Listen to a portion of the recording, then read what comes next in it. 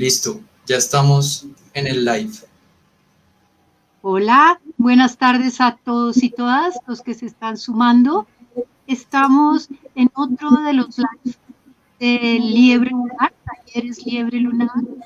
El sábado pasado estuvimos con la escritora, ensayista, poeta argentina María Teresa Andrueto y hoy estamos junto a los directores de la revista de poesía Otro Páramo, Juan Afanador y Santiago Ospina, que está en este momento en los Estados Unidos. Juan está en Bogotá y yo también. Pues para Liebre Lunar es un placer iniciar sus cursos de poesía con el apoyo de Otro Páramo. Estamos en el taller de Juan Afanador, tenemos también el taller de Sirena Andersen, está al aire también, y tenemos el gusto de tener mucho público y una gran acogida para estos talleres de poesía. Esta tarde, pues, la dedicamos a unas reflexiones en torno a la lectura de la poesía y voy simplemente a presentar, a leer la presentación que tiene Otro Páramo en esta revista que ya llega a sus 64 edición y que trae traducciones inéditos y selecciones de poemas que merecen mucho la pena que ustedes lo sigan y se afilien a esta revista literaria.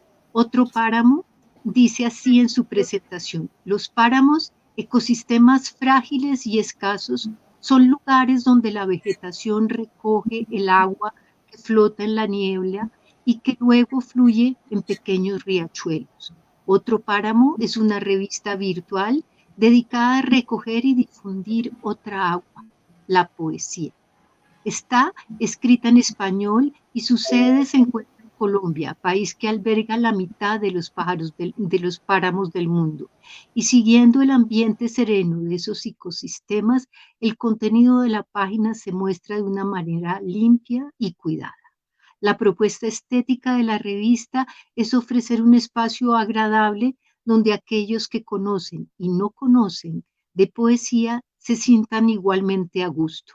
Otro Páramo es vista así, un punto de encuentro donde se invita a la gente a cuidar y disfrutar de la poesía. En ese sentido, la revista también invita a los medios de difusión de poesía a entablar un diálogo amistoso y constructivo. Este es solamente otro páramo más y todos son importantes.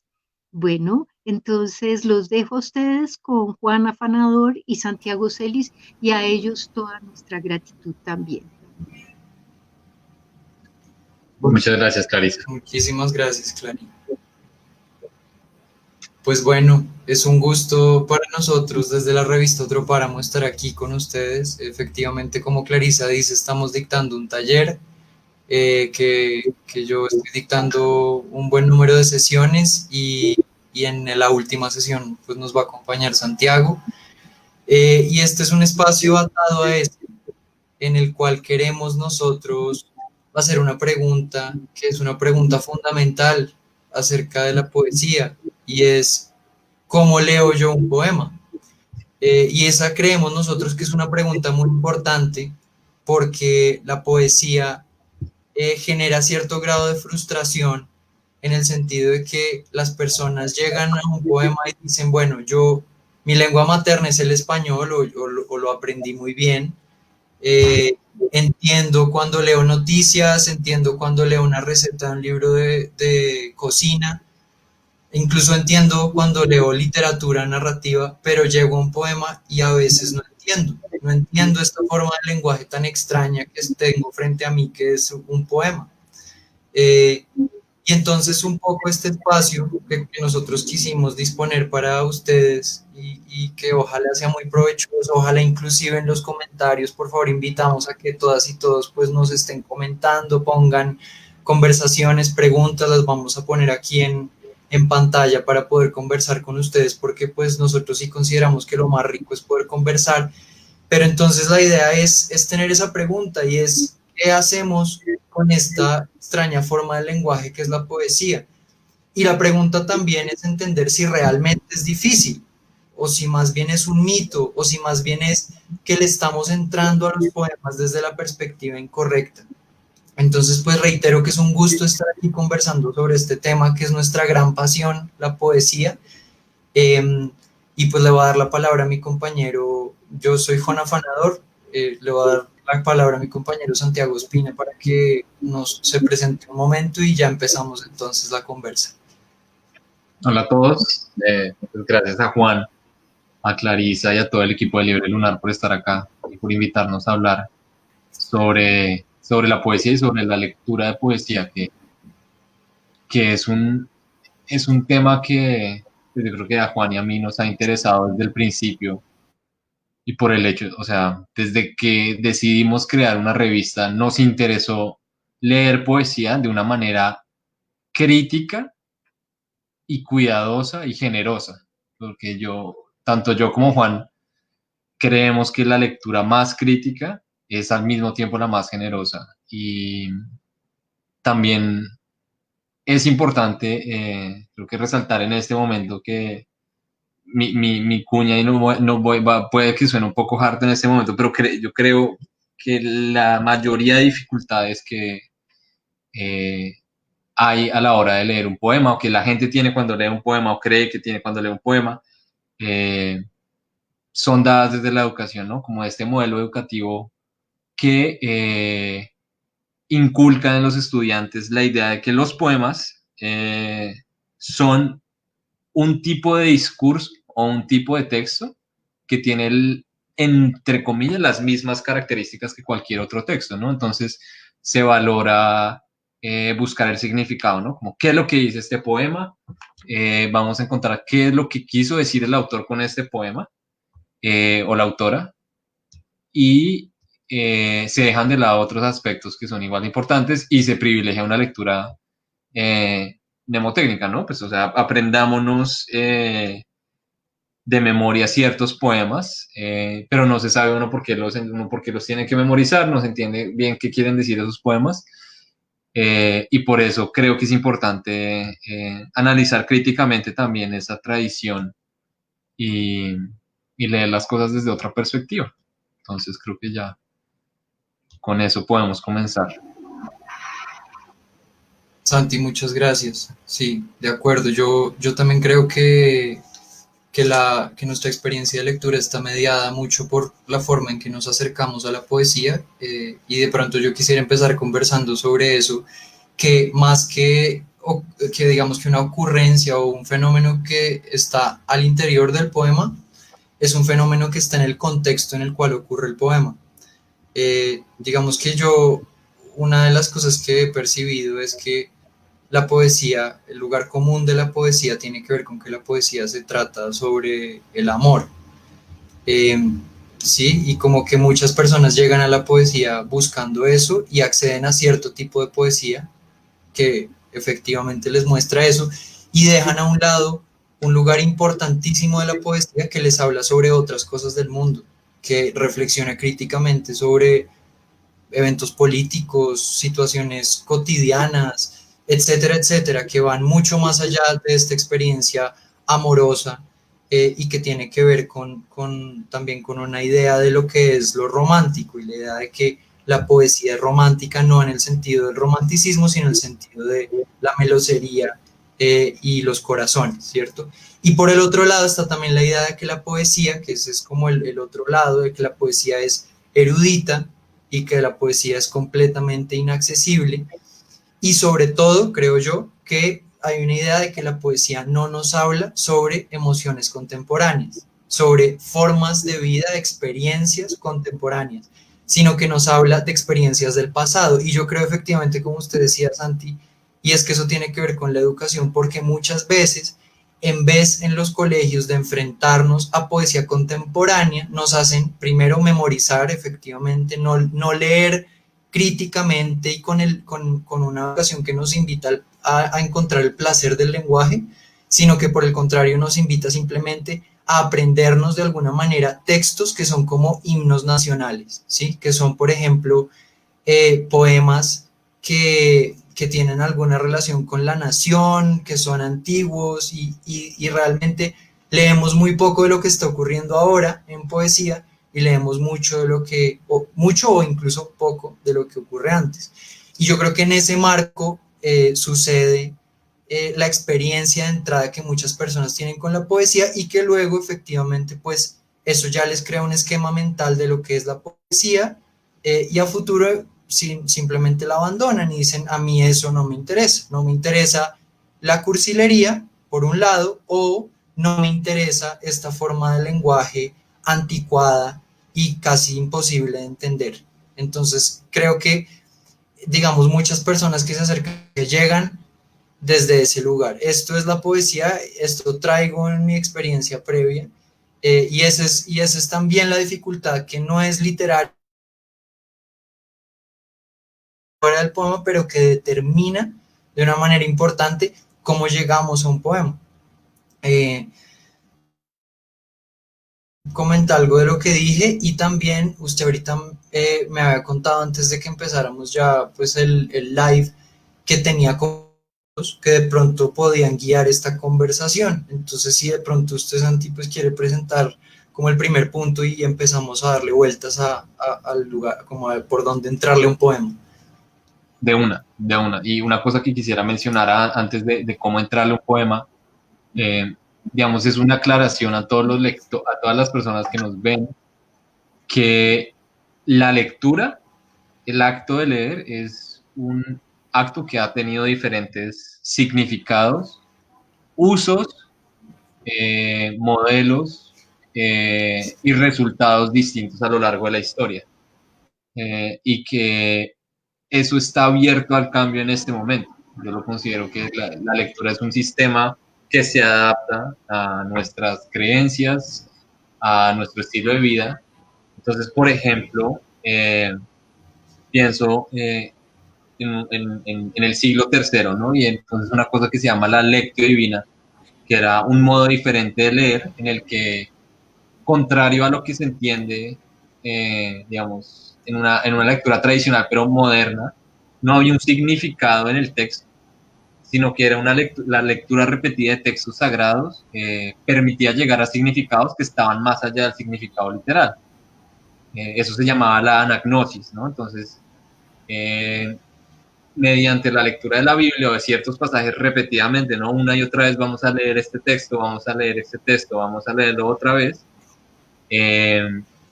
permitía lecturas, digamos, ambiguas, incluso sorpresas y hasta contradictorias, pero lo que se buscaba era tener un diálogo mucho más natural y directo con la palabra divina, que era la palabra que estaba ahí. Nosotros leemos ahora de una manera diferente, ¿no? Y creo que la manera más tradicional de entender la lectura es que existe un significado, o había una intención autorial, ¿no? Que el texto, el autor o la autora tenía cierta intención y esa intención está plasmada en el texto. Y uno como lector tiene que encontrar esa intención. Pero pues digamos que eso ya ha sido catalogado como la falacia intencional. Es decir, la intención del autor o la autora es absolutamente indiferente, o no cuenta para lo que la autora o el autor quiso decir, ¿no? Entonces, ¿por qué? Pues porque uno puede leer cualquier texto como poesía, o sea, uno puede tomar la lista, por ejemplo, la lista de ingredientes de un jabón, de un champú, y uno lo puede leer de una manera literaria, ¿no? O sea, uno puede tratar de encontrarle un significado verdaderamente estético a esa lista, o incluso a la lista de un supermercado, o sea, pongámoslo no tan rebuscado, la lista de un supermercado de otra persona, en lugar de simplemente leerla como algo que me pidió mi pareja, la leo de una manera, por ejemplo, crítica o política o sociológica o estética, y encuentro cosas que no estaban, digamos, que no dependían de las intenciones de la persona que escribió eso, ¿no? Puedo encontrar, por ejemplo, qué productos le gustan a la persona, su clase, digamos, socioeconómica, su educación, solamente por ese pedazo de texto, ¿no? Entonces creo que una cosa que es importante, que quizás es una obviedad de decirlo a mi parte, pero o al menos el tipo de lectura que nosotros defendemos no está basada en las intenciones de la autora, ¿no? No importa qué es lo que, ese no hay un significado original que se determina de antemano al texto, sino que el significado precisamente surge en el momento de la lectura, que es una experiencia en sí mismo, ¿no? Y que la lectura genera también ese significado. No sé si Juan quiere agregar algo ahí. Sí, yo creo que eso que usted está diciendo, Santi, es fundamental, porque y yo he insistido esto en otros espacios en los que he tenido la oportunidad de conversar, y es que yo creo que un poema siempre gana entre más lecturas le caben, ¿sí? Y yo creo que cuando uno escribe, uno debería pensar siempre en esa lógica, uno debería procurar que los poemas queden relativamente abiertos. Obviamente esa es una perspectiva muy contemporánea de la poesía, muy moderna, eh, pero yo creo que eso es muy potente. Yo creo que incluso uno puede leer poemas antiguos con ese, con esa disposición a encontrar lecturas distintas. Yo creo que efectivamente usted decía algo ahorita, Santi, que es completamente fundamental, y es que un poema, por lo menos desde la perspectiva nuestra de la revista, y yo creo que de buena parte de los escritores, un poema no tiene un único significado, ¿sí? Es decir, un poema no se trata de solucionar un acertijo y de comprender realmente qué significa. Y a lo que iba y lo que decía que yo he repetido siempre, pues desde hace mucho tiempo, porque es algo que, en lo que creo firmemente, es que la poesía en ese sentido tiene una potencia democrática muy grande, porque la poesía es un tipo de lenguaje que nos puede enseñar que las cosas pueden significar distintas cosas, es decir, que un texto o que un evento del mundo puede significar cosas distintas, puede percibirse de maneras diferentes y que esas maneras diferentes pueden ser igualmente válidas. Y a mí eso me parece que es algo pues fundamental de la poesía, es decir, y creo, sumado a lo que usted decía ahorita, que si bien la interpretación de su propio texto del autor es válida, es posible, no necesariamente es la mejor interpretación. Es decir, el autor puede ofrecer su interpretación del propio texto que construyó, pero esa no necesariamente es la interpretación más válida. Y a mí eso me parece que es algo muy potente y muy interesante, porque entonces el poema ya no le pertenece al autor o a la autora, el poema le pertenece a las personas que lo leen y a sus posibilidades de encontrar allí significados. Claro. Una última cosa que iba a decir al respecto es que hay teorías sobre la búsqueda de significado en poesía que dicen que la mejor interpretación es la que es más generosa con el texto, ¿no? La que lo hace quedar mejor parado. A mí esa me parece una forma de interpretar poesía muy bonita, y es preguntarse, esto que tengo aquí enfrente, ¿cuál es la forma en que queda más bonito, en que me dice cosas más potentes? Y esa es la interpretación más acertada. Claro. Quiero añadir una cosa respecto de lo que usted habla del poder democrático de la poesía, con lo que estoy de acuerdo, y creo que uno también puede ver eso, por ejemplo, en el afán de ciertos autores de emplear palabras, digamos, cotidianas o prosaicas, digamos, como del lenguaje común, porque más allá de ese gesto, pues ciertos autores, y yo creo que en gran medida es así, lo que se hace es reclamar ese lenguaje, por ejemplo, de usos que francamente empobrecen el lenguaje. Por ejemplo, el lenguaje político francamente empobrece el lenguaje o sea, tuerce significados. O sea, por ejemplo, llamar masacres, homicidios colectivos, cosas, digamos, ese es solo uno de los tantos ejemplos como la política, como incluso los medios de comunicación, la publicidad, por ejemplo, empobrecen el lenguaje de cierto modo, y el gesto de algunos poetas, ¿no? Como de tomar ese lenguaje y usarlo para poesía, es como reclamar ese espacio de nuevo, para elevarlo otra vez a un ámbito en el que el lenguaje permite acceder a una experiencia, digamos, mucho más trascendental o mucho más importante, mucho más cercana a la sensibilidad de uno. Y sí, absolutamente de acuerdo que un texto no está cerrado de antemano y eso siempre, eso siempre ha sido así, pero la gente, no, la gente quiere pensar que no. Por ejemplo, que el Quijote se escribe con un cierta intención, digamos, eh, uno lo puede tomar como una novela cómica, un siglo después es leído en Francia como una tragedia, ¿no? Y después es la figura del Quijote es retomada por el romanticismo como el héroe trágico por excelencia. Entonces, lo que se llama, digamos, la polisemia o las diferentes ramificaciones de un texto, creo que es importante tenerlo en cuenta. De acuerdo, de acuerdo. Incluso hay situaciones en las que las palabras, por ejemplo, cambian de significado, ¿no? O palabras que están cargadas en ciertos lugares de un significado particular le dan a ciertos poemas una lectura. Por ejemplo, me acuerdo que hace poco estaba hablando con Tania sobre un poema en el que ella menciona el fin del mundo y relaciona el fin del mundo con una experiencia del lenguaje. Y muchas personas empezaron a leer el poema en clave del coronavirus. Y ella me decía, yo pues no estaba pensando que el poema tenía que ver con eso, pero es muy interesante porque lo que pasa en el mundo, lo que pasa en el lenguaje, interfiere y genera consecuencias sobre la forma de interpretar, y eso es algo muy potente. Entonces, digamos, como para terminar de redondear esa primera parte, la primera es una pregunta sobre el significado, y es, el poema no está como poniendo como pequeñas acertijos que nosotros tenemos que comprender y solucionar como si estuviéramos de alguna manera haciendo una sopa de letras o un crucigrama, y la respuesta es, creo yo, la respuesta es no. La respuesta es, el poema no es un acertijo, o más bien, sí es un acertijo, pero no tiene una solución final. Eso sería como incluso una forma más misteriosa de ponerlo, ¿sí? Sí es un sudoku, sí es una sopa de letras, pero nunca se va a poder solucionar.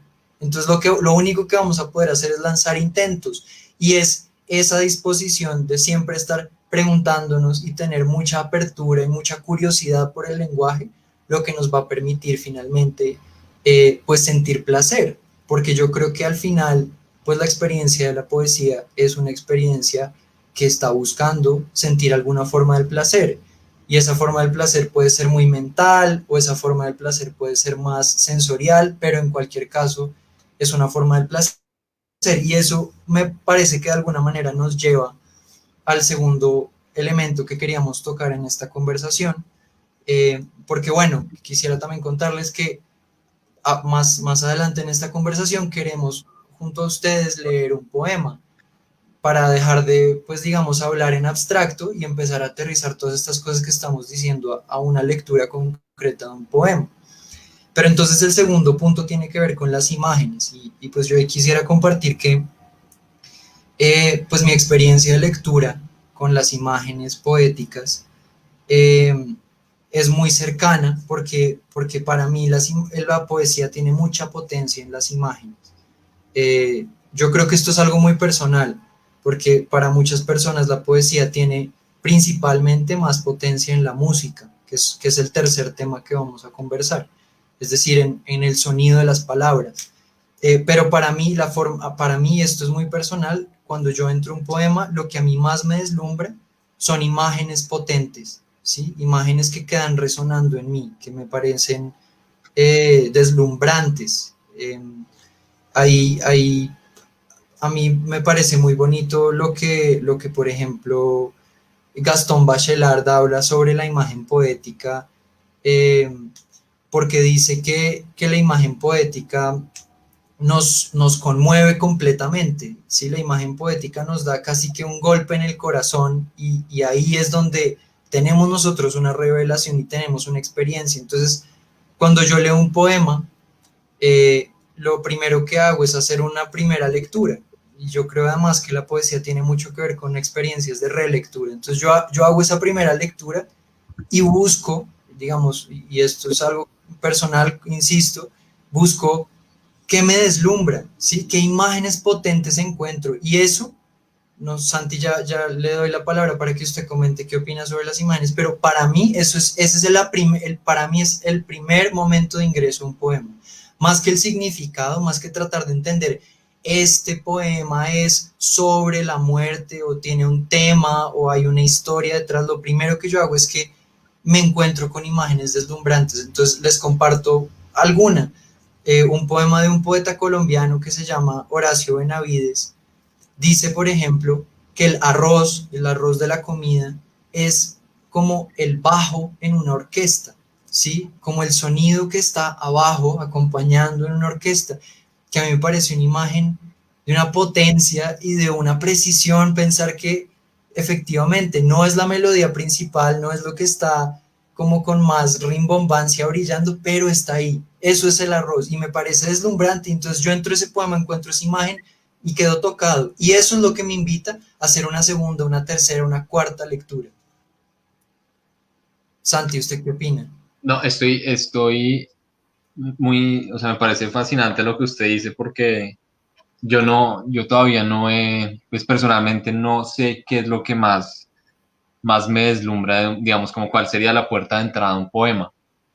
A mí el tema de las imágenes me parece de una complejidad muy difícil porque siento, y esa es una apreciación pues, personal, que a mí las imágenes siento que es una parte integral de la poesía, pero creo que quizás en la época en la poesía contemporánea, no es en la que se escribe, hay un énfasis demasiado grande en la imagen.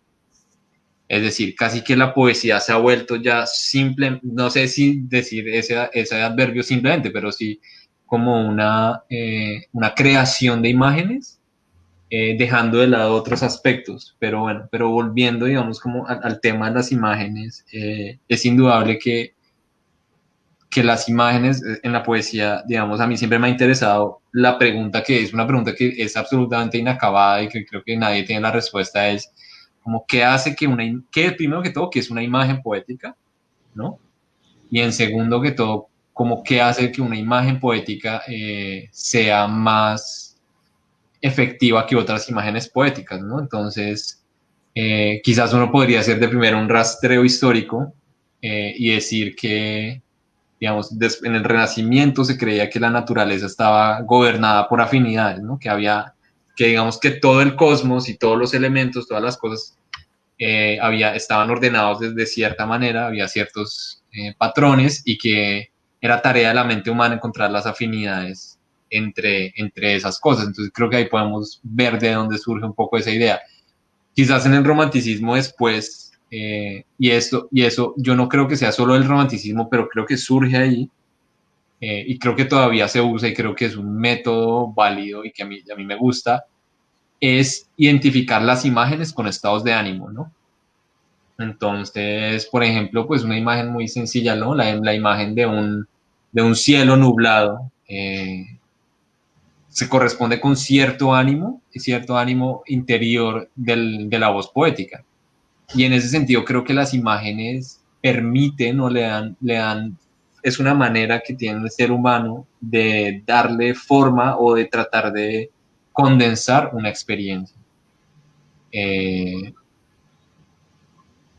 un tercer, digamos que después pienso como en más adelante en el modernismo, cuando la efectividad de las imágenes, no todos, pero por ejemplo pienso que ya no se entiende tanto entre una afinidad entre cosas, ni entre el paisaje exterior y el paisaje interior, sino la incongruencia de las imágenes. Entonces, por ejemplo, podemos pensar no sé, T.S. Eliot tiene una imagen que es como, y el cielo se veía como un paciente sobre una cama de un hospital, ¿no?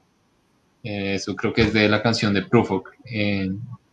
Digamos que la incongruencia de esa imagen hace que para los lectores o que para nuestra sensibilidad contemporánea y moderna, ¿no? Como el choque que genera esa imagen, la conjunción de cosas como tan distintas y tan disímiles, uno haya un placer estético ahí. Pero quizás Juan, eh, no sé si usted como que está de acuerdo o no con eso. Em, sí, digamos, sí, o sea,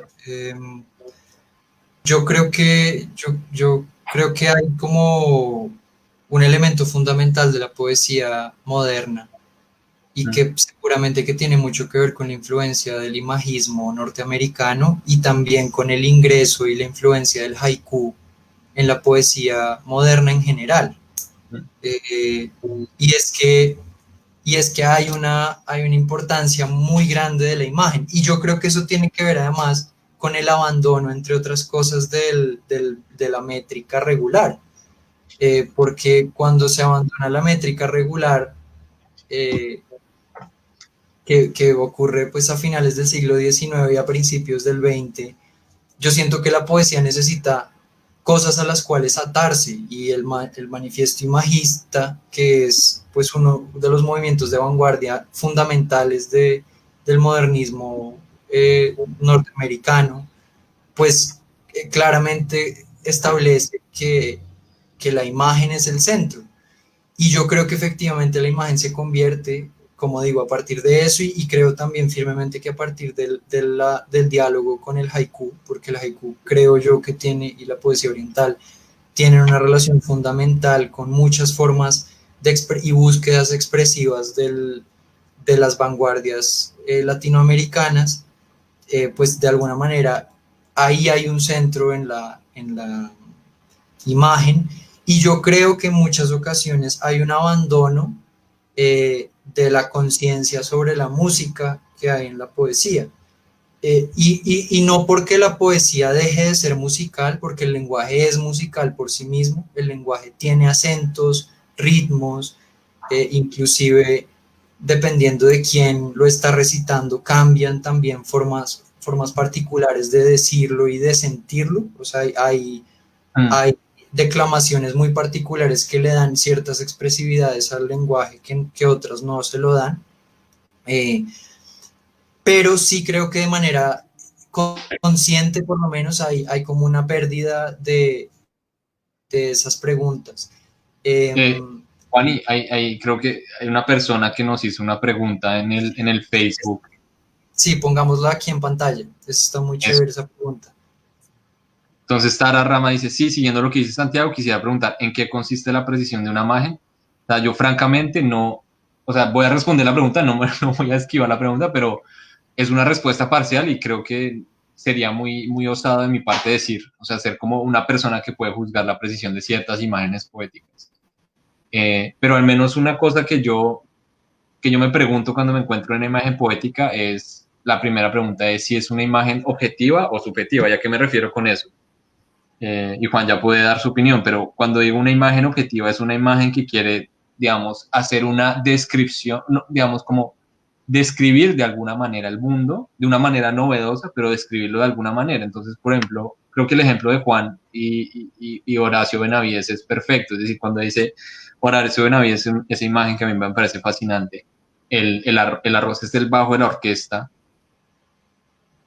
tengo la impresión de que la imagen se corresponde con la realidad del arroz, ¿sí? De lo que es el arroz, el arroz como comida. Entonces, en ese sentido, la considero como una imagen objetiva o puede ser una imagen subjetiva. Y es, pues, por ejemplo, o sea, ahora se me ocurren, por ejemplo, ejemplos de pintura. Entonces, cuando Van Gogh pinta sus girasoles, evidentemente no quiere dar una descripción de los girasoles, digamos, realista o, digamos, de alguna manera que nos hable de la realidad de los girasoles, sino es cómo esos girasoles son percibidos por la conciencia del artista o la conciencia del poeta. Y muchas imágenes son así, muchas imágenes, creo yo, son cómo es que no sé, ciertas cosas, cómo es que los sueños me parecen a mí, cómo es que las cosas me parecen a mí, y en ese sentido que no revelan tanto del objeto, no me dicen tanto del objeto que me están hablando, sino que me están hablando de más de lo que está sintiendo la persona. Porque digamos con la imagen del arroz, yo no, o sea, no sé si le puedo escribir un estado de ánimo a la voz poética que dice el arroz es el bajo de la orquesta, pero sí quizás puedo escribir un estado de ánimo a Van Gogh o algo que me evoca en mí un estado de ánimo cuando él pinta, por ejemplo, la noche estrellada, ¿no? Digamos que no voy a eso tanto como por eso.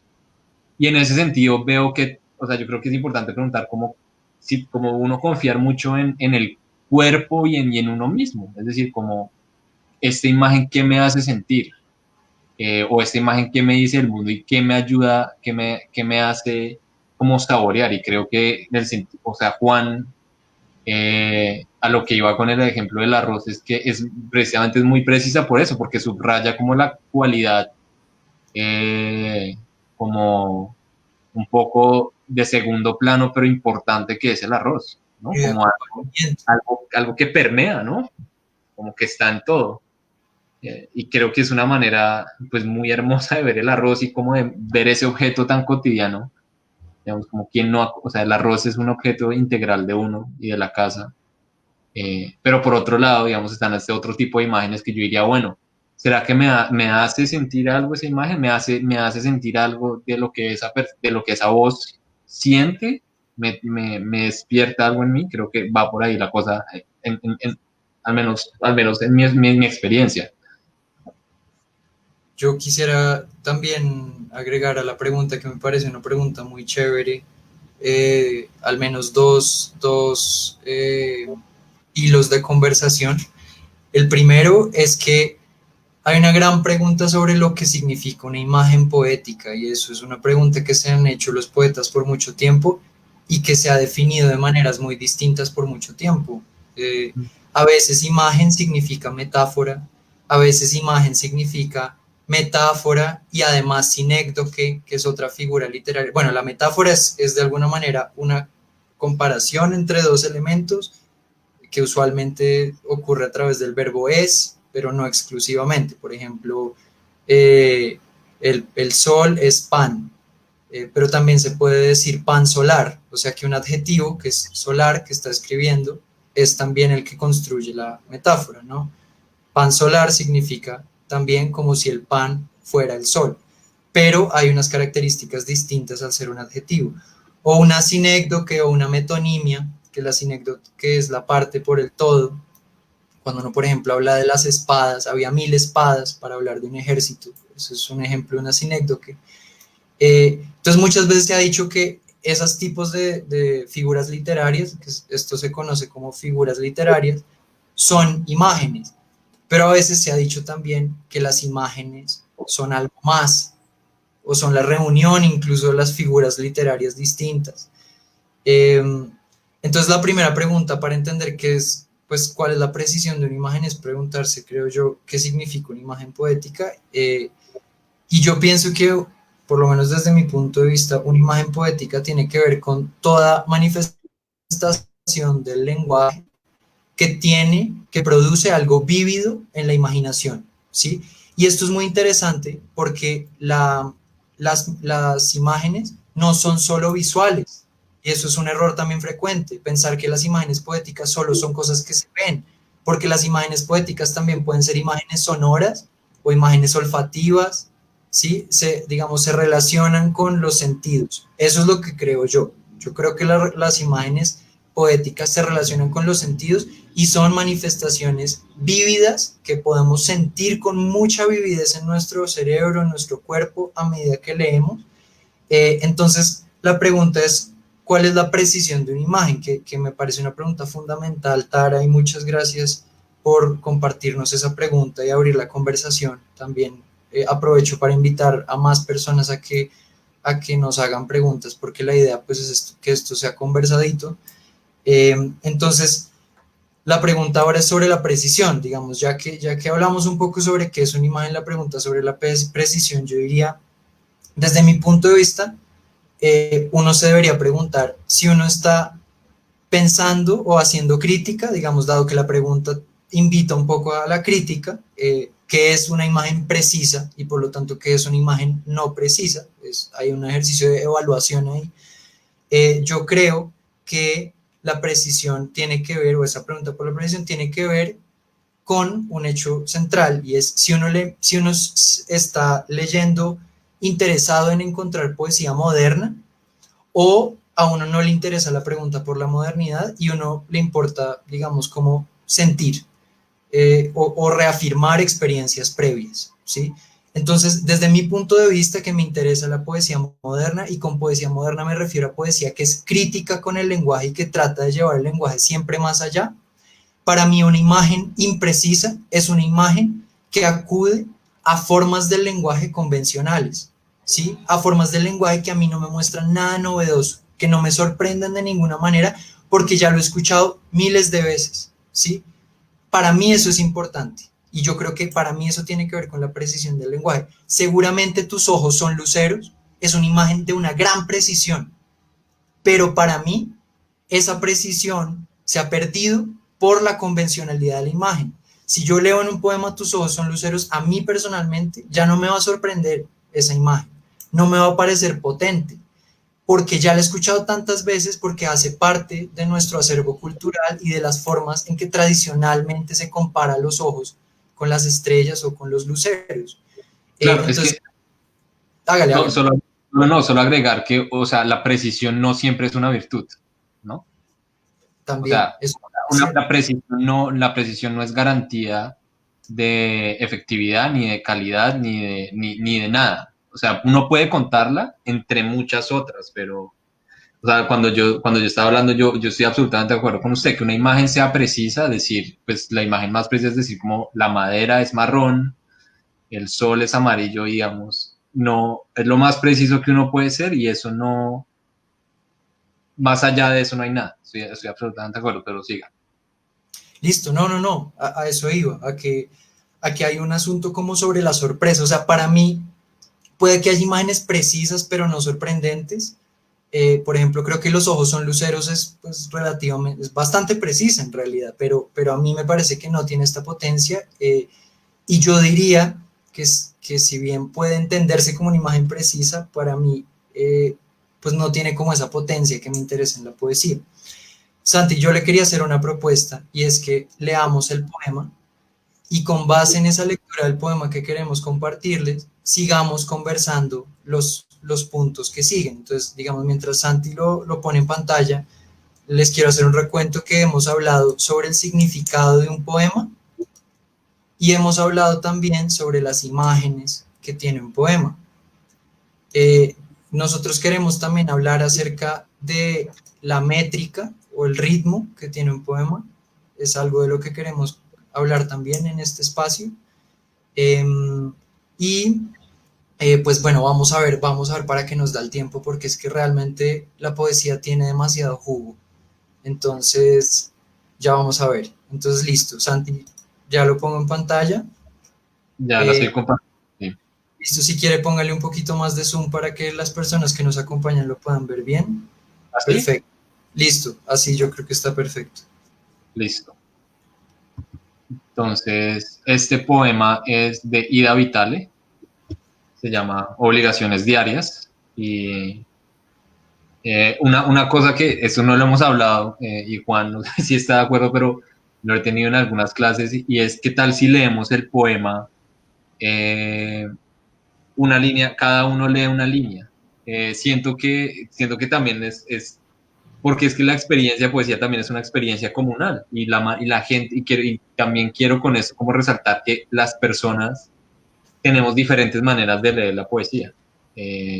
Juan tendrá su manera, yo tendré la mía.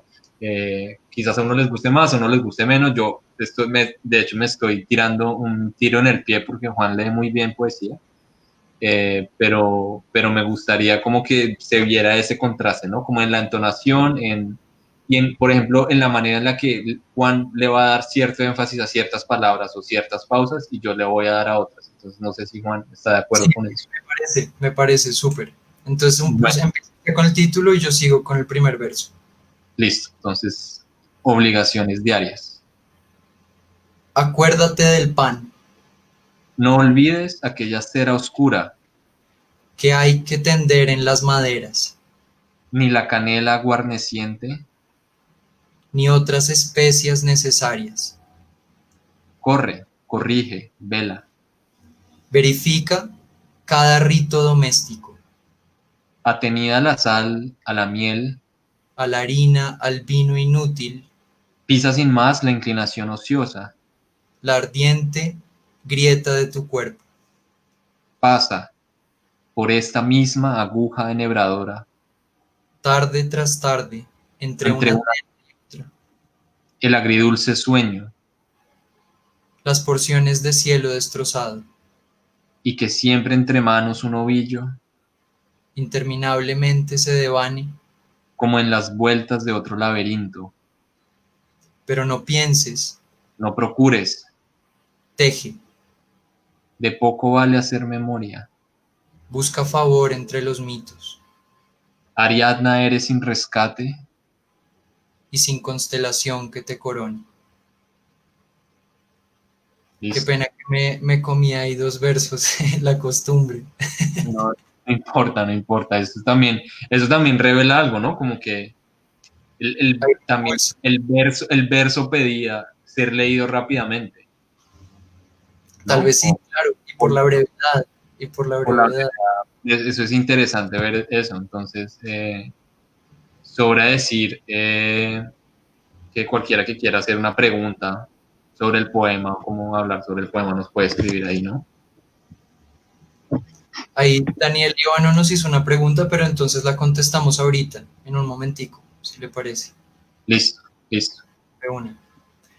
Bueno, entonces, digamos que hay en este poema me pasa algo, eh, y es que este poema exige que uno conozca, creo yo, a alguien, ¿sí? Si quiere ir más abajo en el poema, Santi, nos hace... No, Sí, este poema exige, yo creo, para completar el significado, y si yo no supiera, es la pregunta primera que me haría, ¿quién es Ariadna?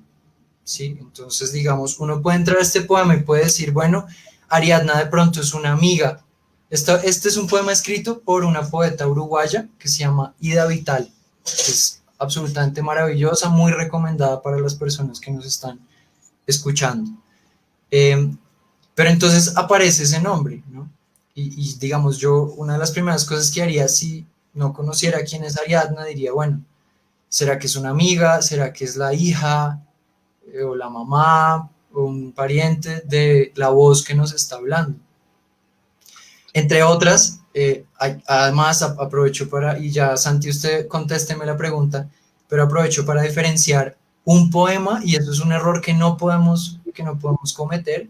Un poema no necesariamente es escrito por el autor, es decir, o por la autora, es decir, no necesariamente nos está hablando Ida Vitale, la persona biográfica real, aquí, ¿sí? Los claro. poemas siempre tienen una persona ficticia, y la persona ficticia puede ser también la persona real, pero no necesariamente. Eso es súper importante. Entonces aquí, yo al hacer esa pregunta, por ejemplo, estoy asumiendo que nos está hablando Ida Vitale, ¿sí? Que Ida Vitale, la poeta, nos está hablando de pronto de su amiga Ariadna, ¿sí? Claro. Esa es una primera posibilidad.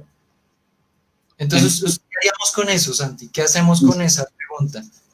Esa pregunta y es una buena pregunta y yo más allá ya de responder, ¿no? Como quién es Ariadna y todo eso, de antemano el poema nos remite afuera del poema.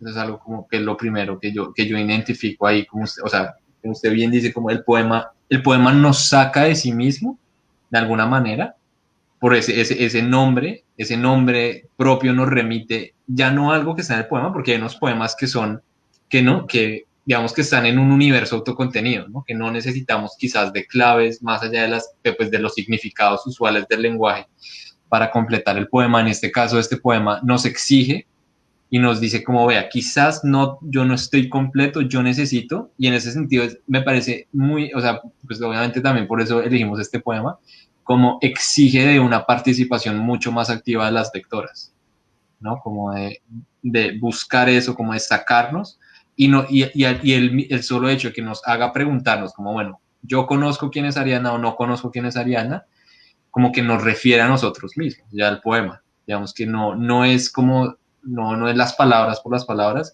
sino que nos hace preguntarnos por nuestro propio conocimiento y en ese sentido crea ya una relación distinta. Otra cosa que, digamos, que yo diría que también es importante, o al menos que para mí es esencial cuando lo leo, es la manera en la que está escrito el poema, y es este tipo de construcciones, como acuérdate del pan, no olvides aquella cera oscura, corre, corrige, vela. Es decir, son órdenes, ¿no? Son como órdenes, o más que todo sugerencias o invitaciones. Atenida a la sal, a la miel, pisa sin más. Entonces, eso ya nos pone a una segunda persona, ¿no? Como ya es un poema que está dirigido a alguien, ¿no? Ese alguien puede ser una imagen, puede ser imaginado, pero ¿quién es ese alguien, no? Entonces ahora como nosotros como lectores tenemos que decidir, ¿será que nos está hablando a nosotros? ¿Será que se está hablando a ella misma, no? Porque uno a veces se habla a sí mismo de esa manera, ¿no? Como, bueno, Santiago, te tienes que despertar, tienes que hacer eso. ¿O será que le está hablando a una persona, una persona del mundo? ¿O es una invocación general, ¿no? Como, ¿qué tipo de invocación hay ahí? Y entonces vean que ya el poema, ahora hay, ¿cuántas personas tenemos? Tenemos la voz poética que habla, tenemos a Ariana, tenemos a los lectores y tenemos a esta persona a quien está dirigido el poema.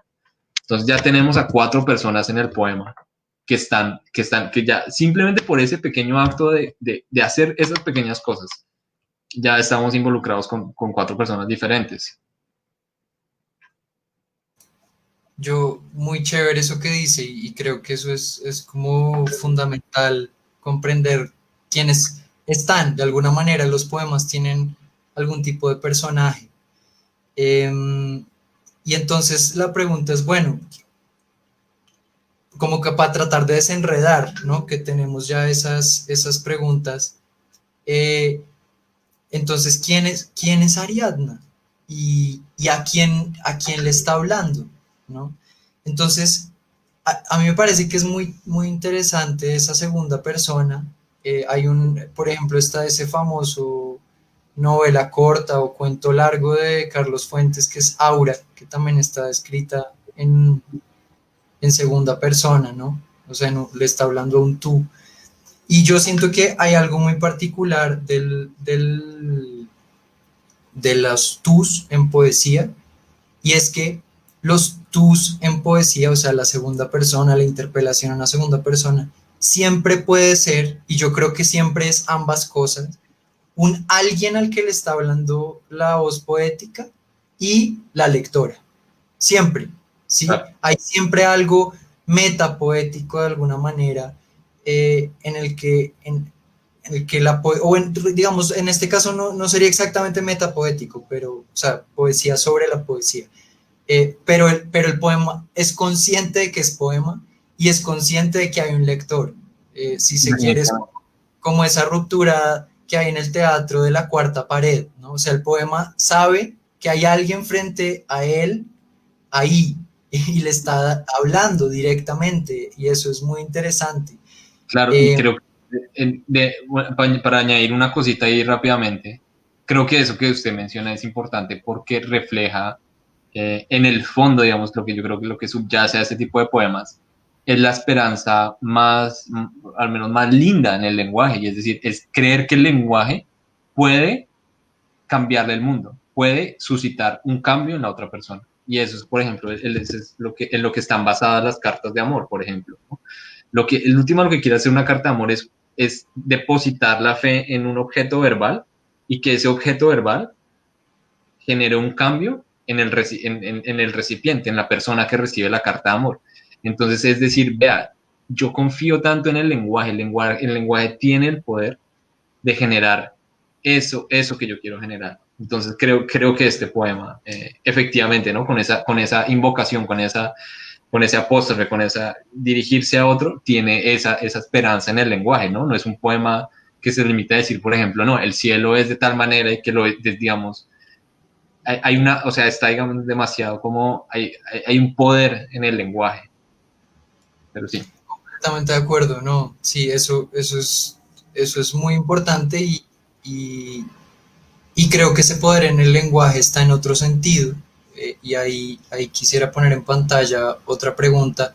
Insisto, y le agradezco a Daniel por la pregunta que hizo. Creo que es una pregunta más general que la del poema, entonces la vamos a guardar para el final, pero Ricardo nos hizo una pregunta que me parece que nos puede invitar a conversar sobre esa potencia del lenguaje en otro sentido, que es, nos pregunta si preferimos leer por verso o por puntuación. Entonces, digamos, hay dos maneras de lectura de la poesía contemporánea. Eso es lo que por lo menos yo he leído en manuales de métrica moderna, de gente pues muy eminente en la que yo personalmente confío. Entonces, ellos dicen que cuando acaba un verso hay una pausa, ¿sí? Y la otra forma es que cuando acaba un verso no hay una pausa, sino que se continúa, y a eso se le llama encabalgamiento. Sobre todo cuando el verso no tiene la puntuación al final de sí mismo. Por ejemplo, fíjense ustedes aquí en el poema, Santi, si usted puede mostrar, donde dice necesarias, no, un poco más arriba, al principio, necesarias, ni otras especias necesarias. Ahí acaba la idea y ahí hay un punto, entonces ahí uno pues obviamente en ese momento uno hace pausa. Pero en oscura, la pregunta sería, porque más después de maderas hay coma, después de guarniciente hay coma, pero ¿qué pasa en oscura? Entonces la pregunta es, uno dice, no olvides aquella cera oscura que hay que tender en las maderas, o uno dice, no olvides aquella cera oscura que hay que tender en las maderas. Si ven la diferencia, ¿hay una pausa o no hay una pausa? Desde mi punto de vista, yo creo que uno tiene que ser muy sensible al poema que está pidiendo. Yo creo que hay poemas que piden el encabalgamiento, es decir, que uno siga de continuo y diga, cera oscura que hay que tender en las maderas, y hay otros que piden la pausa, es decir, cera oscura que hay que tender en las maderas. Yo en general, lo que he percibido, y no sé si Santi usted esté de acuerdo, este poema en particular tiene una cosa característica, y es que tiene puntuación, tiene comas, porque hay muchos poemas modernos que no tienen comas. Entonces, lo que yo considero la mayor parte de veces es que los poemas que no tienen puntuación, lo que hacen es que en vez del punto del signo de puntuación, lo que hacen es que el verso y el corte del verso es el que hace la pausa, es el que permite generar esa pausa, ¿sí? Entonces, digamos que yo identifico como para responder esa pregunta, porque creo que ahí hay otra de las potencias del lenguaje, que es la potencia de la música, y que yo creo que en particular en este poema es muy fuerte. Yo identifico que de hecho en este poema no hay imágenes particularmente deslumbrantes, son más bien imágenes cotidianas, descripciones, adjetivos muy adecuados, quizás vino inútil, por ejemplo, es más bien un uso raro de un adjetivo, pero en general me parece que no hay demasiados adjetivos, no hay demasiadas metáforas extrañas, pero hay unos juegos con el sonido muy interesantes que tienen que ver más allá de estos cortes de los versos, que era con respecto a la pregunta, pero que es como, aprovecho la pregunta como puerta de entrada para hablar acerca de la música en la poesía. No sé, Santi, si quiere decir algo al respecto. No, o sea, creo que podemos seguir por esa línea, por esa puerta que usted abrió, y es la música, ¿no? Como que tanto se habla mucho de la música, y yo creo que en el fondo se habla, por un lado, de ritmo y de métrica, ¿no? O sea, el ritmo y la métrica del poema son las que determinan lo que nosotros más o menos llamamos por música, o lo que se quiere decir por música, que en mi opinión es un concepto muy vago la mayoría de las veces cuando alguien dice, no, es que ese verso tiene música o no, o sí, no es musical, o si es musical, tiene que ver mejor con el ritmo, ¿no? Entonces, en este poema, por ejemplo, se nota que los versos son cortos, ¿no? Y hay una deliberada, digamos, como disminución, por ejemplo, aquí, claramente, ¿no? Y que está separado de los demás, ¿no? Entonces acá podemos ver que hay un juego, ¿no? Acá más o menos los versos, hay algunos mucho más largos como esta, pero en este punto, digamos que la música cambia precisamente porque la métrica y la longitud de los versos cambia. Pero no pienses, no procures teje. Hay una disminución, ¿no? Como hay una cadencia hacia abajo. Y eso eso efectivamente, eso en efecto, a mí lo maravilloso de la poesía es que esa decisión, digamos, formal, si se quiere, tiene consecuencias en el significado y en la manera como leemos, porque precisamente ese uso del lenguaje hace que nosotros prestemos más atención a esos versos y nosotros decimos, bueno, esta estrofa, esos versos son más importantes o tienen o sea, yo tengo que ponerle atención a esto porque la autora deliberadamente los separó de otros a la palabra tejer, le dio un verso o sea, una línea entera, que de hecho es la única palabra que tiene una línea entera, ¿no? O sea, quizás me estoy adelantando, pero precisamente esa palabra es la que vean lo bonito, la palabra tejer es la que teje todo el poema en uno solo, porque conjuga lo que se estaba diciendo acá, ¿no? Que es, digamos, tejer en un mismo hilo estas cosas con la figura de Ariadna, que es, pues ya entrando al significado de Ariadna, pues es esta persona que está al final del laberinto, que teje un hilo, si no estoy mal, ¿cuál me puede corregir? Porque ese es, ¿verdad? Sí, o sea, Ariadna, El hilo para Teseo en el laberinto del Minotauro, ¿no? Entonces, ella tiende el hilo, y entonces acá vemos cómo la palabra que está en el centro teje, hila todo lo que está hacia arriba y hacia abajo. Y es un procedimiento, pues, que en mi opinión es bastante hermoso, bastante potente. sí, eso me parece muy poderoso lo que está señalando. Además, me parece, yo siento que Ida Vital es particularmente buena con las repeticiones de sonidos y ahí claramente hay otro elemento eh, sobre la expresividad de lo que uno llama lo musical, porque cuando se repiten los sonidos, eso genera ritmos y eso genera esta sensación de lo musical. Entonces, por ejemplo, fijémonos en lo que parece ahí, dice, ¿no? Dice, pero no pienses, no procures, teje.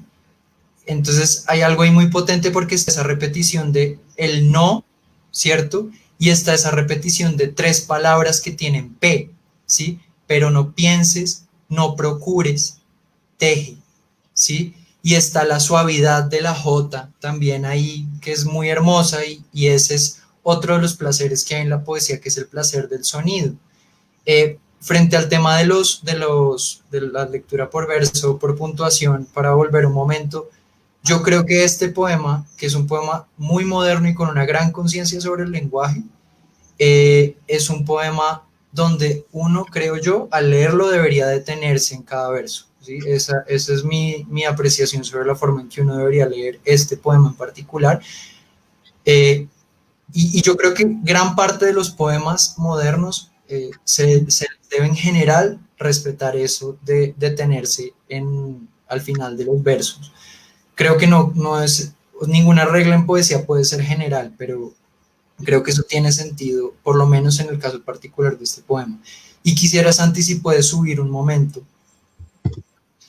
Eh, Hay otra parte que me parece muy hermosa en términos de sonido, y ahí es donde yo digo que este poema creo que tiene una gran potencia en el juego entre los sentidos y los sonidos que hay. Porque fíjense, les voy a leer de corrido toda una parte y para poner la atención sobre algo. Dice, acuérdate del pan, no olvides aquella cera oscura que hay que tender en las maderas, ni la canela guarneciente, ni otras especias necesarias. Corre, corrige, vela, verifica cada rito doméstico. Entonces, de alguna manera, toda la primera parte del poema, creo yo, es una descripción de actividades cotidianas, de actividades que hay que hacer en el ámbito doméstico. Eh, tiene que ver con el alimento, tiene que ver con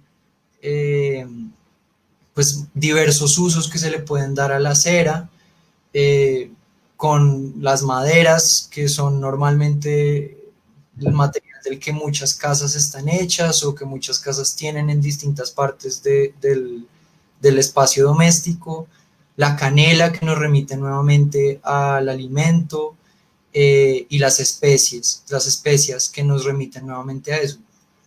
Entonces, esa primera parte, toda, fíjense ustedes, no tiene imágenes particularmente deslumbrantes, es más bien descriptivo de quizás tender, ¿cierto? Dice la cera oscura que hay que tender en las maderas. Bueno, realmente creo que hice una lectura incorrecta, es la cera se tiende en las maderas, eso es lo que se está haciendo, quizás como para recubrir las maderas.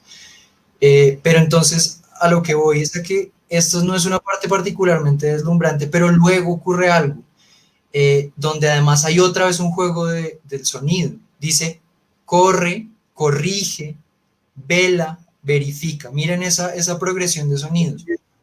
Se repite el mismo sonido de C-O-R, C-O-R, y luego dos palabras con V-E, V-E, ¿cierto? Corre, corrige, vela, verifica.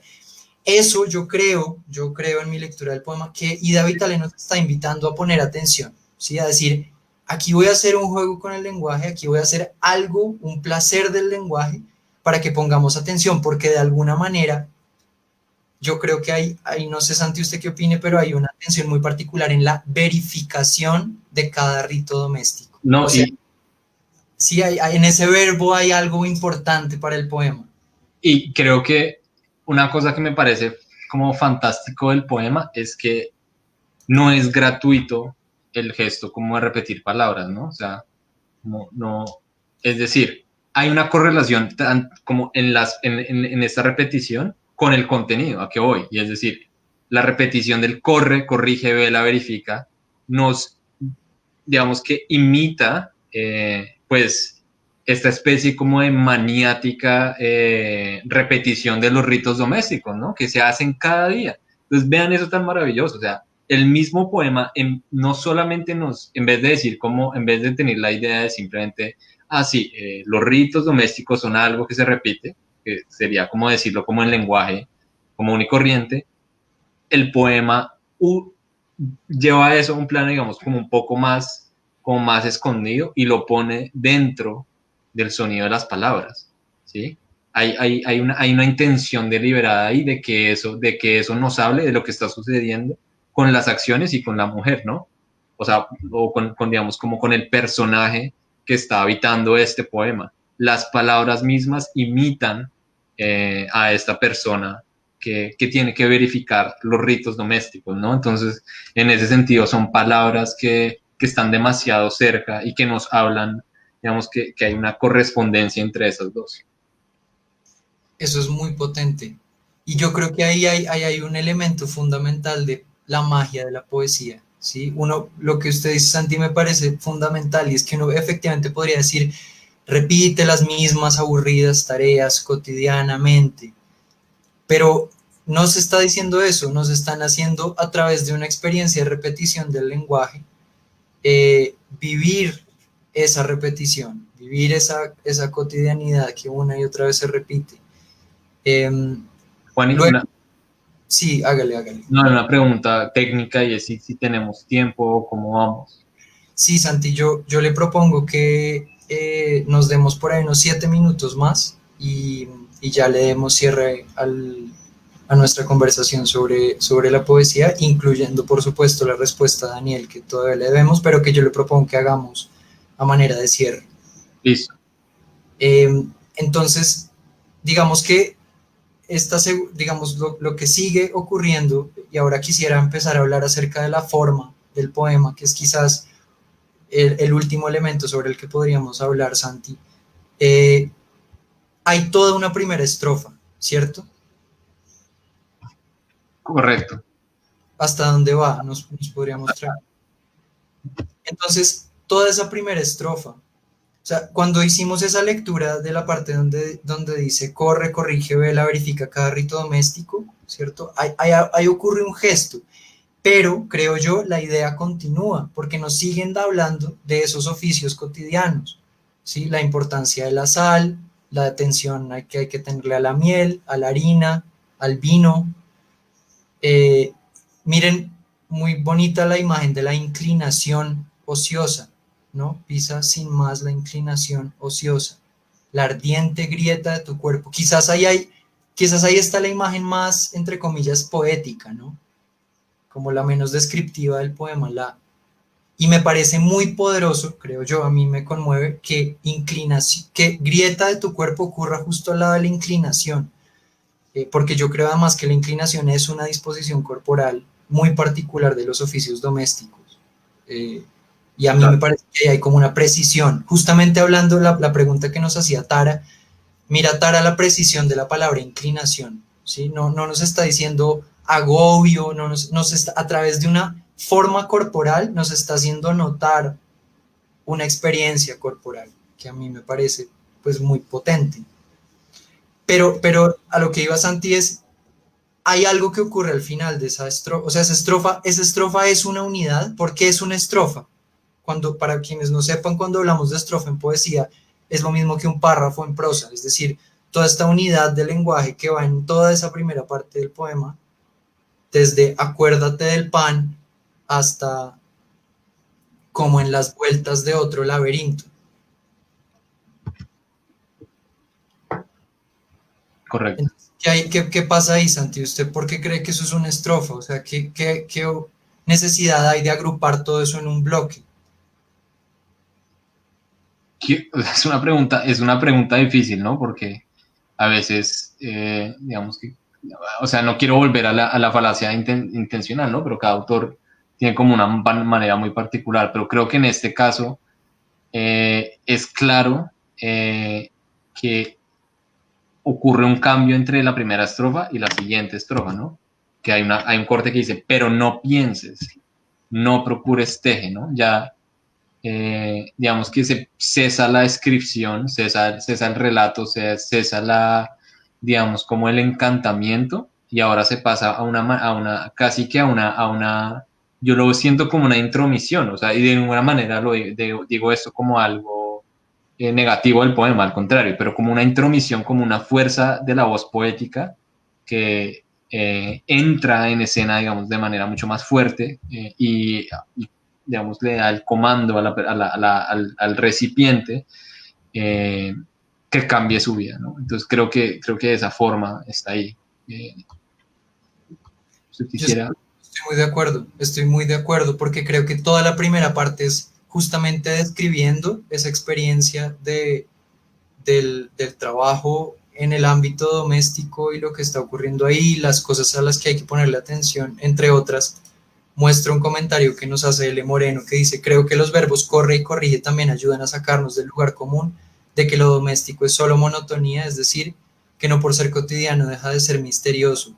Puede ser que esté aludiendo a lo ritual. Creo que es un comentario muy acertado. Creo que efectivamente esa es una segunda lectura, es decir, se puede leer en clave de monotonía y también se puede leer en clave de cuidado, ¿no? Y del cuidado ritual, es decir, cómo hay en esa repetición una y otra vez una experiencia que entre otras lo dice muy claramente el poema, dice rito doméstico, ¿no? Dice rito doméstico. No, y me parece, hay otro comentario de Tatiana Castillo. Listo, lo pongo en pantalla.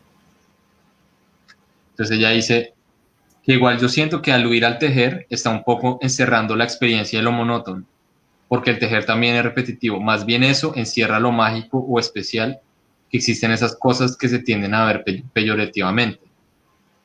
No, sin duda, creo que también es un comentario muy acertado.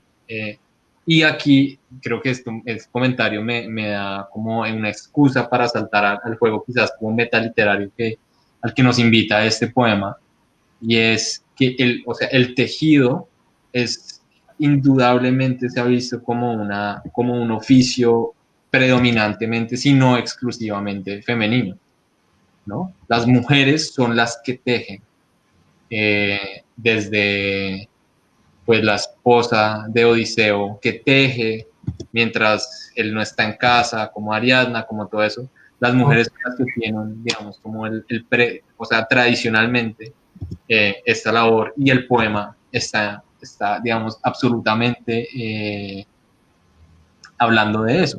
Y creo, o sea, por ejemplo, cuando dice, pasa por esta misma aguja enhebradora tarde tras tarde, el agridulce sueño, las porciones de cielo destrozado, ya nos habla de otra dimensión, que no solo el tejer, digamos, uno teje una tela física, sino que uno está, las mujeres como tejedoras de la experiencia, ¿no? Como las que tejen tarde tras tarde los sueños, y las que tejen precisamente las porciones de cielo destrozado. Uno lo podría leer como las que tejen los dolores, las que tejen precisamente las tristezas a las que uno está sometido por estar vivo, ¿no? Y creo que en ese sentido el tejer ya deja de ser pues simplemente como este trabajo físico, y tiene una dimensión mucho más grande, mucho más grande. ¿Qué opinas? Sí, y yo creo que ahí la palabra, por ejemplo, agridulce, nos podría dar un indicio, pues como del tono que se está proponiendo, que dice el agridulce sueño, ¿no? Nos dice entre una tela y otra. Sí, puedes subir un momentico, Santi. Pasa por esta misma aguja enhebradora tarde tras tarde, entre una tela y otra, el agridulce sueño, las porciones de cielo destrozado. A ver, aquí nos están diciendo varias cosas.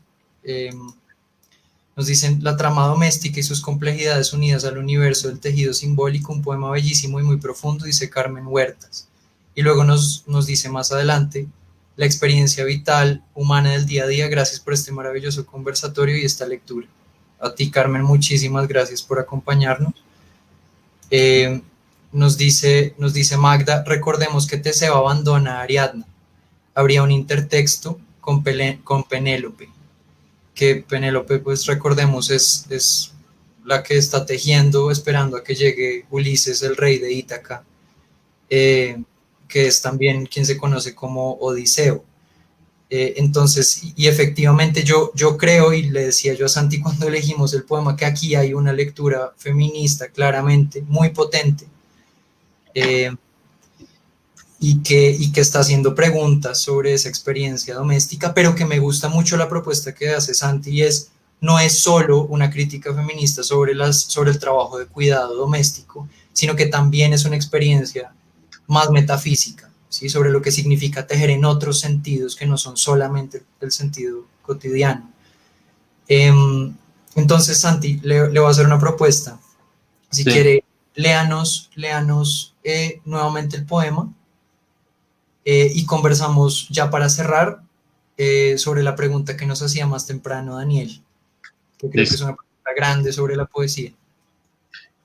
listo. Y antes de cerrar, yo solamente quiero dejar pues o sea, a las personas que nos están viendo, como las invito a que lean el poema otra vez, y que se hagan la siguiente pregunta, y es si las órdenes o lo que la voz poética está diciendo es irónico, por un lado, o no está siendo irónica, por ejemplo, porque le dice, por ejemplo, pero no pienses, no procures, acá hay ironía, o de lo contrario es, digamos, hay maldad también. Uno podría pensar en esa posibilidad, ¿no? Como que hay cierta maldad o cierta malicia en esto. Pero bueno, entonces lo voy a leer. Obligaciones diarias, otra vez este poema es de Ida Vitale. Acuérdate del pan, no olvides aquella cera oscura que hay que tender en las maderas, ni la canela guarneciente ni otras especias necesarias. Corre, corrige, vela, verifica cada rito doméstico, atenida a la sal, a la miel, a la harina, al vino inútil, pisa sin más la inclinación ociosa, la ardiente grieta de tu cuerpo. Pasa por esta misma aguja enhebradora, tarde tras tarde, entre una tela y otra, el agridulce sueño, las porciones de cielo destrozado, y que siempre entre manos un ovillo interminablemente se devane como en las vueltas de otro laberinto. pero no pienses, no procures, teje. De poco vale hacer memoria, buscar favor entre los mitos. Ariadna eres sin rescate y sin constelación que te corone. Listo. Yo creo que ya voy a dejar de compartir y podemos cerrar. Perfecto, muy, muy potente y muy interesante la pregunta que usted hace, Santi, sobre la ironía, que no lo conversamos, pero pues quisiera decir una cosa final y es ese, pero no pienses, no procures, teje, también es un poco esa idea de, digamos, en clave de esa lectura feminista, ¿sí? Tu lugar no es pensar, tu lugar es hacer, tu lugar es cuidar, tú no pienses, tú no hagas memoria. Y es, pues es potente preguntarse, ¿la poeta realmente estará diciendo eso? Porque ese es uno de los riesgos grandes de la ironía, que no entiendan, que quienes están leyendo el poema no entiendan la ironía y crean que uno efectivamente está diciendo cosas. Entonces es interesante siempre hacerse esa pregunta porque la ironía es una cosa rarísima, que es decir algo y significar lo contrario a eso. Entonces, me parece que es un tema interesante. Pero bueno, volviendo a la pregunta de Daniel, ya como para terminar, es una pregunta grande y potente, y es, ¿la poesía o el sentimiento poético se encuentra más que todo en el lenguaje, el poema, o por el contrario puede estar afuera del lenguaje o de los textos? Yo tengo una posible respuesta para esa pregunta, que es algo que pienso yo. Yo pienso que muchas veces se habla de lo poético que hay en el cine, de lo poético que hay en un atardecer, que alguien también puede ser poético. Eh, y de hecho Octavio Paz en El Arco y la Lira, que es uno de los libros pues, famosos, importantes, los ensayos latinoamericanos importantes sobre la poesía, dice que efectivamente hay una diferencia entre lo poético y el poema. Dice que lo poético es la poesía en el mundo de manera digamos, no organizada, no convertida en obra, y que lo que hace el poema es que la convierte en obra a través del lenguaje. Yo antes estaba muy de acuerdo con esa postura de Octavio Paz, pero últimamente he empezado a pensar que lo poético realmente es otra forma de llamar la experiencia estética, ¿sí? Y yo creo que la forma más precisa de llamar eso es experiencia estética porque no se restringe a la poesía, sino que es una experiencia transversal a muchas artes e incluso es una forma de relacionarse vitalmente con el mundo. Entonces, desde mi punto de vista, yo creo que sí hay que diferenciar. Una cosa es la experiencia estética y otra cosa es el poema, que es la experiencia estética cristalizada a través de un artefacto o una herramienta muy particular que es el lenguaje. Sí, estoy de acuerdo, digamos que en ese sentido cualquier cosa casi que en el mundo es capaz de despertar en nosotros esa experiencia, digamos, como deslumbrante y sobrecogedora y total, que es la experiencia estética. Y la poesía es simplemente una de las vías en la que uno puede tener esa experiencia mediante el uso del lenguaje. Y el uso del lenguaje de cierta manera, ¿no? Yo creo que eso, y es la manera, al menos yo, o sea, uno puede sentir una experiencia estética con un meme, con un paisaje, con una ópera, incluso como dije antes, con una lista, ¿no? Como con una lista o una nota que uno le deja a una persona en la nevera, como el poema, ese pues el poema de las frutas. Entonces, pues estoy absolutamente de acuerdo con Juan. Creo que la experiencia estética, afortunadamente, es una capacidad a la que tenemos acceso los seres humanos. Y en ese sentido no es lo que generalmente se llama como poesía o sentimiento poético, es simplemente es una manera de llamar eso que históricamente creo que se ha tenido ese privilegio porque se había considerado que la poesía era como la madre de todas las demás artes, o que la madre de alguna manera, la poesía era de alguna manera un género literario superior o que tiene como una predominancia sobre los demás, y por eso llega a llamarse como eso que veo es poesía, eso que es poético, pero creo que eso es una visión muy anacrónica y muy pasada, pues que no está en sintonía con realmente cómo funcionan las cosas. Sí, y que también pues le da a la poesía un lugar de privilegio sobre otras artes que yo creo que no tiene. Y la poesía es muy importante, pero tanto como las otras artes, y a mí me parece pues injusto que la poesía se robe el escenario y que diga que la experiencia estética es experiencia poética. Yo creo que es más generoso pues que se llame experiencia estética y que incluso ni siquiera se restrinja a las artes, ¿no? Que pueda tener que ver con lo que usted decía, Santi, con simplemente una experiencia en el mundo, una forma de sentir, una apertura y una voluntad o una necesidad de asombrarse o una búsqueda por el asombro. Entonces, bueno, creo que con respondiendo muy rápidamente esa pregunta tan profunda y compleja, eh, y agradeciéndoles a todas las personas, Carmen, que nos ha comentado un montón, también Santiago, que nos comentó al final. Saludos a Santiago, sí. Dice, lo doméstico no otorga la inmortalidad o una constelación, es una descripción muy hermosa. Y Margaret que nos dice, muy grato escucharlos, muchas gracias. Muchísimas gracias a todas las personas que nos siguieron, de verdad, qué gran fortuna compartir esta tarde con ustedes, no hay nada más rico que hablar de poesía, ojalá que se repita y pues qué chévere que abramos estas conversaciones así, que podamos leer desde lo particular. Claro que sí. Santi, ¿Cómo? no, que muchas gracias a usted y muchas gracias también a Liebre Lunar por abrirnos este espacio. Claro que sí. Qué rico. Listo. Entonces, que tengan una muy bonita tarde todas y todos y ojalá que nos veamos en una próxima ocasión. Chao. Chao.